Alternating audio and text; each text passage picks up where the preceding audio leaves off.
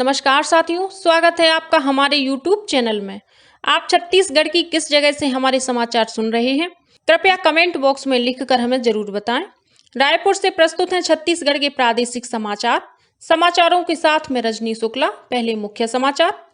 मुख्य निर्वाचन आयुक्त और निर्वाचन आयुक्तों की नियुक्ति। प्रधानमंत्री लोकसभा में विपक्ष के नेता और भारत के मुख्य न्यायाधीश की एक समिति द्वारा करने का निर्णय उच्चतम न्यायालय ने दिया।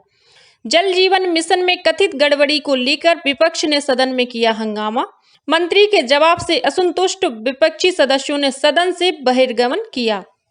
छत्तीसगढ़ विधानसभा में चालू वित्तीय वर्ष के लिए करीब 4,143 करोड़ रुपए का तृतीय अनुपूरक बजट पारित किया गया। राज्य सरकार ने शासकीय सेवकों से पुरानी पेंशन योजना का लाभ लेने या एनपीएस में बने रहने के लिए 5 मार्च तक अनिवार्य रूप से विकल्प देने को कहा। और भारतीय सेना में जेसीओ तथा ओआर पद पर भर्ती के लिए 15 मार्च तक किया जा सकता है ऑनलाइन रजिस्ट्रेशन। अब समाचार विस्तार से। उच्चतम न्यायालय ने कल फैसला सुनाया कि मुख्य निर्वाचन आयुक्त और आयुक्तों की नियुक्ति प्रधानमंत्री लोकसभा में विपक्ष के नेता और भारत के मुख्य न्यायाधीश की एक समिति की सलाह पर राष्ट्रपति द्वारा की जाएगी। न्यायमूर्ति के.एम. जोसेफ की अध्यक्षता वाली 5 न्यायाधीशों की संविधान पीठ ने कहा कि इस संबंध में संसद द्वारा कानून नहीं बनने तक यह पैनल लागू रहेगा। यह पीठ भारत के चुनाव आयोग के सदस्यों की नियुक्ति प्रक्रिया में सुधार की मांग वाली याचिकाओं पर सुनवाई कर रही थी। शीर्ष अदालत ने जोर दिया कि चुनाव आयोग को कार्यपालिका की अधीनता से अलग रहना होगा। सर्वोच्च न्यायालय ने कहा कि चुनाव आयोग विपक्ष और वैध रूप से कार्य करने और संविधान के प्रावधानों का पालन करने के लिए बाध्य है। राज्य विधानसभा में कल जल जीवन मिशन में गड़बड़ी के मामले पर विपक्ष ने सदन में जमकर हंगामा किया। प्रश्नकाल में भाजपा सदस्य रजनीश कुमार सिंह ने यह मामला उठाया। विपक्षी सदस्यों ने आरोप लगाया कि अभियान के तहत निर्माण में कमी पाई गई है और पाइप भी खराब क्वालिटी के लगाए गए हैं। जवाब में लोक स्वास्थ्य यांत्रिकी मंत्री गुरु रुद्र कुमार ने कहा कि बिलासपुर में जल जीवन मिशन के कार्यों में अनियमितता की शिकायत पर जांच कराई गई है और अधिशासी अभियंता को सस्पेंड कर दिया गया है। लेकिन विपक्षी सदस्य मंत्री के जवाब से संतुष्ट नहीं हुए और उन्होंने जिम्मेदार अधिकारियों के खिलाफ मामला दर्ज कराने की मांग की। मंत्री ने जब इससे इनकार कर दिया तब विपक्षी सदस्यों ने सदन से बहिर्गमन कर दिया। वहीं सदन में कल पूर्व मुख्यमंत्री डॉक्टर रमन सिंह के साथ कांग्रेस सदस्यों ने भी अनियमित कर्मचारियों के नियमितीकरण के मुद्दे पर सरकार से सवाल पूछा। इस पर मुख्यमंत्री भूपेश बघेल ने अपने लिखित जवाब में बताया कि इसके लिए गठित की गई कमेटी कार्रवाई कर रही है। अब तक 24 विभागों से अनियमित कर्मचारियों की जानकारी मिल गई है, जबकि 22 विभागों से अब तक जानकारी नहीं मिल पाई है। उन्होंने कहा कि नियमितीकरण के संबंध में प्रक्रिया चल रही है, लेकिन यह कब तक होगा, यह समय सीमा बता पाना संभव नहीं है। छत्तीसगढ़ विधानसभा में सत्र के दूसरे दिन कल चालू वित्तीय वर्ष के लिए प्रस्तुत करीब 4,143 करोड़ रुपए का तृतीय अनुपूरक बजट पारित कर दिया गया। इस अनुपूरक बजट में पेयजल, सड़क, स्वास्थ्य, सिंचाई, आवास, भूजल संरक्षण, आजीविका, औद्योगिक प्रशिक्षण, कस्टम मिलिंग सहित विभिन्न मदों में अतिरिक्त राशि का प्रावधान किया गया है। इस राशि को मिलाकर अब तक चालू वित्तीय वर्ष के मुख्य बजट का आकार 1,15,385 करोड़ रुपए हो गया है। मुख्यमंत्री भूपेश बघेल ने सदन में तृतीय अनुपूरक बजट में किए प्रावधानों की जानकारी देते हुए बताया कि जल जीवन मिशन के तहत लगभग 24 लाख ग्रामीण परिवारों को घरेलू नल कनेक्शन देने के निर्माणाधीन कार्यों के लिए 900 करोड़ का अतिरिक्त प्रावधान किया गया है। वहीं मछली पालकों को कृषि पंपों के समान निःशुल्क विद्युत सुविधा का लाभ देने के लिए कृषक जीवन ज्योति योजना के लिए 341 करोड़ की राशि का अतिरिक्त प्रावधान किया गया है।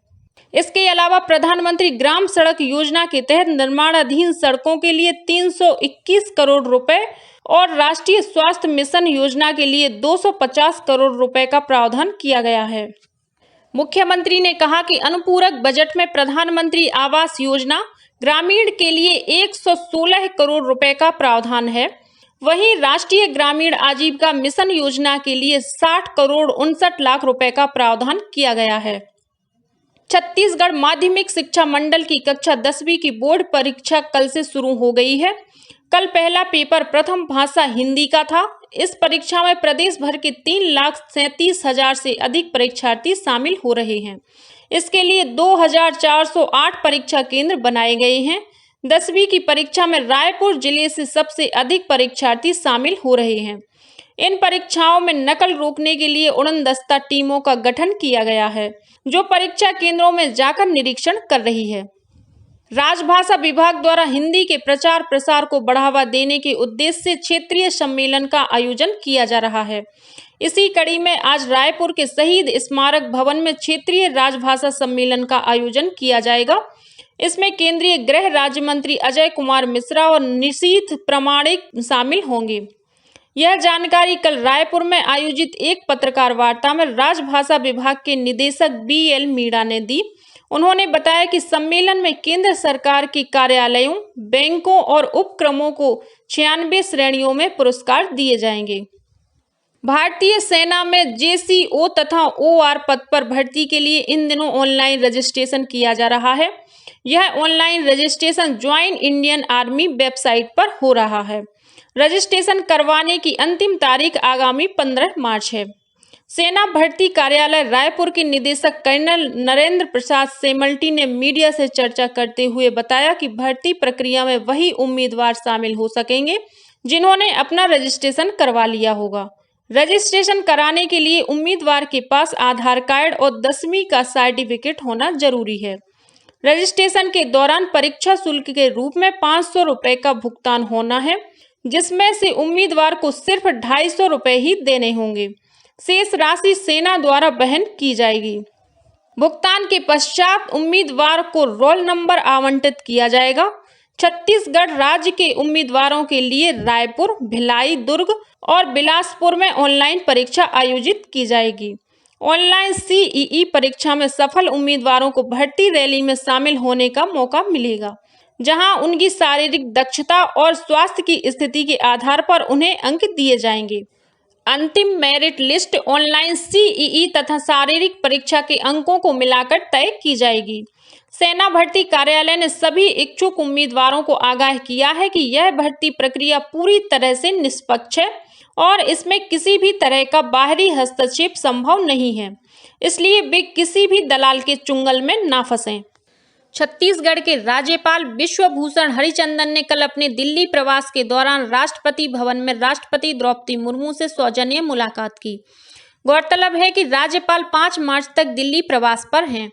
भारतीय जनता पार्टी के प्रदेश प्रभारी ओम माथुर ने कहा है कि पूर्वोत्तर राज्यों के विधानसभा चुनाव परिणामों ने बता दिया है कि देश भर में लोग भाजपा के समर्थन में हैं।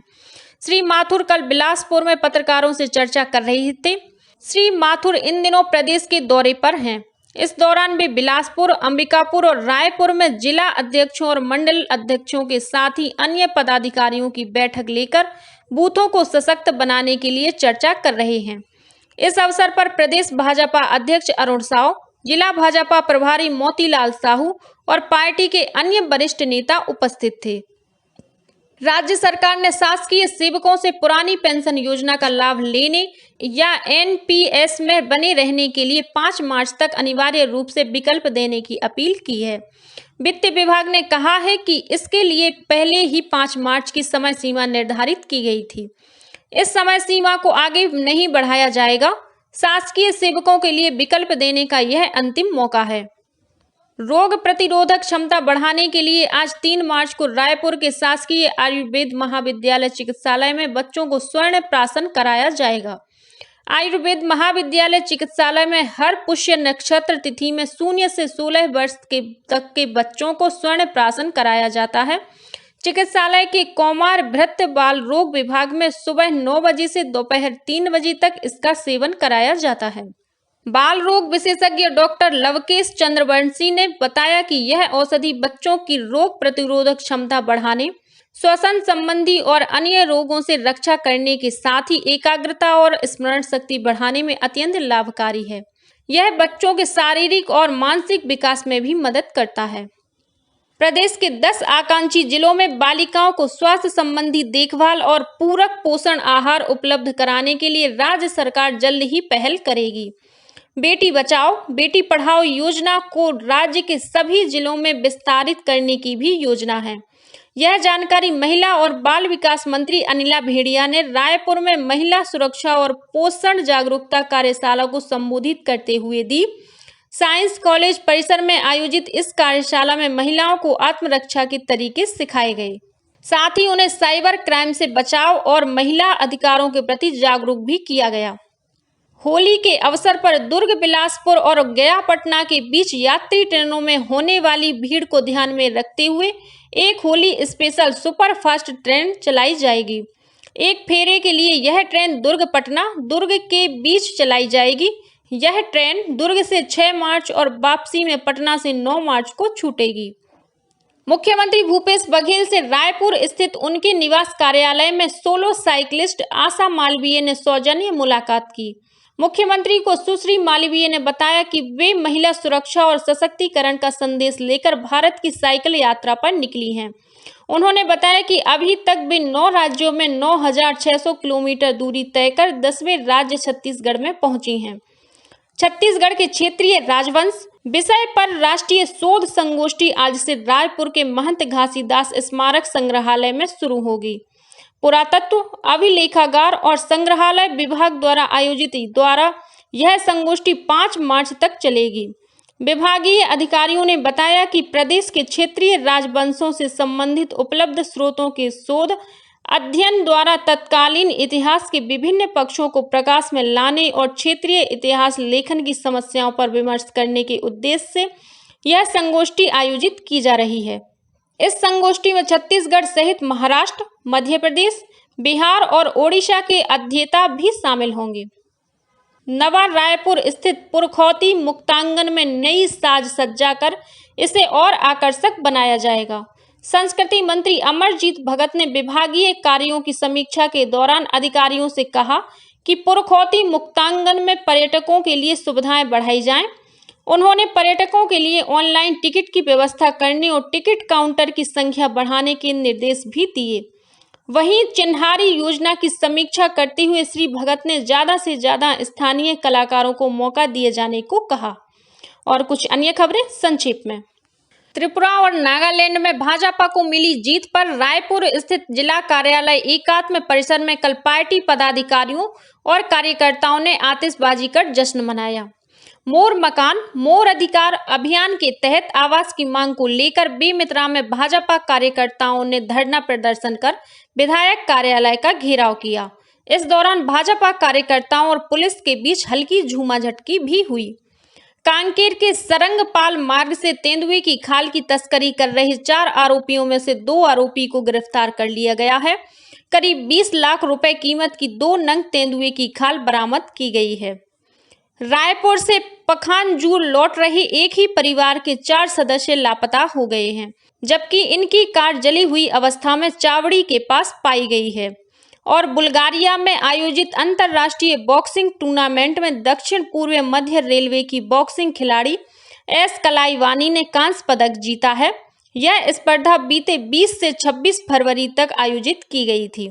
इसी के साथ छत्तीसगढ़ के समाचारों का ये बुलेटिन समाप्त हुआ। नमस्कार।